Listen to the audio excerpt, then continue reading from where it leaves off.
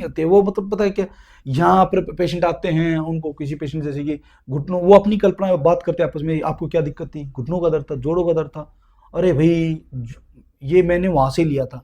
तो सबसे पहले आप अपनी बीमारी को समझो ना, और बीमारी को समझो, उसके बाद उसकी चिकित्सा करो।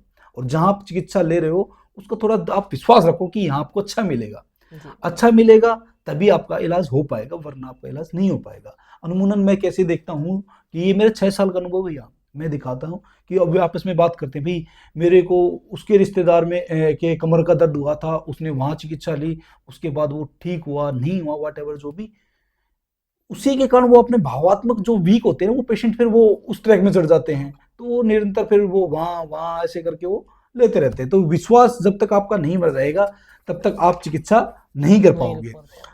और तीसरा जो मेन कारण है कि आप एक उचित जो चिकित्सक का चुनाव, भाई ये सबसे बड़ी चीज है।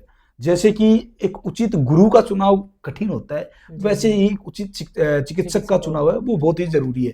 मैं अनमुनन काफी फिजियोथेरेपिस्ट देखो, मैं ब्लेम तो नहीं करता किसी को, लेकिन मेरे को सुनने में आता है कि काफी मेरे भाई हैं वो यहाँ के बोलते हैं कि नरेंद्र भाई हमने वहां से चिकित्सा ली थी। तो उचित चिकित्सक जो होगा वो आपको उचित ट्रीटमेंट देगा। वो कैसे देगा? वो सबसे पहले आपको देखना क्या है कि अगर कोई आपका बीमारी को अच्छे से रीड कर सकता है, पढ़ सकता है, एमआरआई को पढ़ सकता है, या फिर आपके एक्सरे को पढ़ सकता है, तो वो आपको उचित इलाज दे सकता दे है। सकता है। ये ध्यान रखने योग्य बातें हैं। एमआरआई आप करो, उनके सामने रखो, वो आप चिकित्सक से पूछो कि सर मुझे इस एमआरआई में क्या है, क्या बीमारी है, हर्निएशन है, हर्निएशन क्या होता है, टीयर है या टीयर फिर है, एक्सट्रूशन ब्लैसिंग है, है। प्रोट्रूशन है, या फिर आपको डिजेनरेटिव डिस्क है, क्या है। अगर वो उसको एमआरआई को पढ़ पाए ना, तो ही आपका इलाज वो प्रॉपरली कर पाएगा। तो उचित चिकित्सक का चुनाव है ये बहुत ही जरूरी है। तभी आप अपने जो आपको लाइफस्टाइल डिजीज और जैसे घुटनों का, जोड़ों का दर्द है, ठीक है, ये।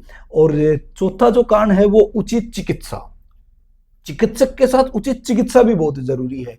अगर आपके पास उचित चिकित्सा के साथ अगर आपके पास उचित दवाइयां नहीं मिलेंगी तो भी आप मार में आएंगे। तो उसके लिए क्या करना चाहिए? उचित हाँ दवाइयां जी। हैं, और जैसे कि विटामिन डी वगैरह की जो फिर, या फिर उनकी जो पेन किलर वगैरह चल रही हैं, वो उचित दवाइयाँ यूज करें। और वो बार बार आप चिकित्सक के कांटेक्ट में रहें, उनसे पूछें भाई आपको 10 दिन में कैसा आराम हो रहा है, तो वो उनके कांटेक्ट में रहें। और ये चीज आप दिमाग में डाल लो कि इस प्रकार की जो बीमारियां होती हैं उनमें होने में तो क्षण लगता है, लेकिन उसको जब ठीक होने में थोड़ा सा समय लगता है। तो ये सारी चीजें अगर हम एक साथ में जोड़ दें तो क्या होगा? धैर्य और विश्वास। जिसके पास धैर्य और विश्वास होगा वही इस बाधा को पार कर पाएगा।